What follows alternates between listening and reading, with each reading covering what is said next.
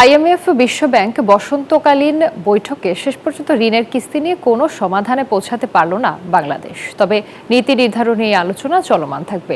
News 24-কে এসব কথা জানিয়েছেন কেন্দ্রীয় ব্যাংকের গভর্নর ও অর্থ উপদেষ্টা। তারা জানান, এই মুহূর্তে আইএমএফ এর শর্ত মানা সম্ভব নয়। যুক্তরাষ্ট্রের ওয়াশিংটন ডিসি থেকে বিস্তারিত জানাচ্ছেন বাবু কামরুজ্জামান। আর্থিক খাতের মোড়ল দুই প্রতিষ্ঠান বিশ্বব্যাংক ও আইএমএফ আয়োজিত বসন্তকালীন বৈঠকের পঞ্চম দিন। এদিন ইউরোপ ও আফ্রিকার ইকোনমিক আউটলুক প্রতিবেদন সহ বেশ কিছু উল্লেখযোগ্য সেশন অনুষ্ঠিত হয়। বাংলাদেশের প্রতিনিধি দলের সাথে আইএমএফ এর ঋণ চুক্তির বিষয়েও হয় চূড়ান্ত দিন দরবার। বান্ডেল থাকলে প্রতি সেনমানিতে টাকা বাঁচবে। বিকাশ সেনমানি বান্ডেল কিনে জিতুন প্রতি লেনদেনে।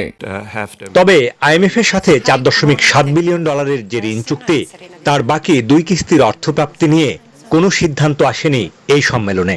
নিউজ 24 এর সাথে একান্ত আলাপে গভর্নর ও অর্থ উপদেষ্টা জানান, ঋণ নিয়ে প্রায় সব বিষয়ে একমত বাংলাদেশ।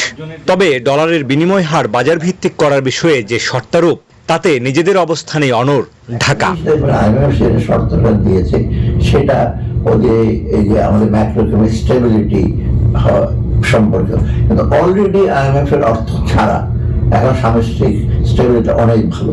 তাদের সাথে ঐক্যমত না হলে যে আমাদের খুব একটা অসুবিধা হবে তাও না। আমরা কিন্তু কোনো বন্ধুর অবস্থায় এটা যদি না হয়, বাংলাদেশের অর্থনীতি যেভাবে চলছে সেভাবেই চলছে। আর্থিক ব্যবস্থা ও কর ব্যবস্থাপনার সংস্কার বিষয়ে আইএমএফ এর সাথে সম্পর্ক চলমান থাকবে। তবে আর্থিক খাতকে শক্তিশালী করতে বাজেট সহায়তা থেকে ধীরে ধীরে বেরিয়ে আসতে চায় সরকার। আমাদের কাছে যে শর্তগুলো গ্রহণযোগ্য হবে সেই শর্তের ভিত্তিতে আমাদের নেওয়ার কোনো কম্পালশন নিতেই হবে। আমরা তো শ্রীলঙ্কা হইতে, আমরা তো পাকিস্তানও হইতে, আমাদেরকে নিতেই হবে এবং কোনো অবস্থায় এই দিকটা কিন্তু আমরা বেশি করে ডিপেন্ডেন্ট বা পরনির্ভরশীলতা ছেড়ে আমরা যেন নিজেরাই সেটা উঠতে পারি, সেটা।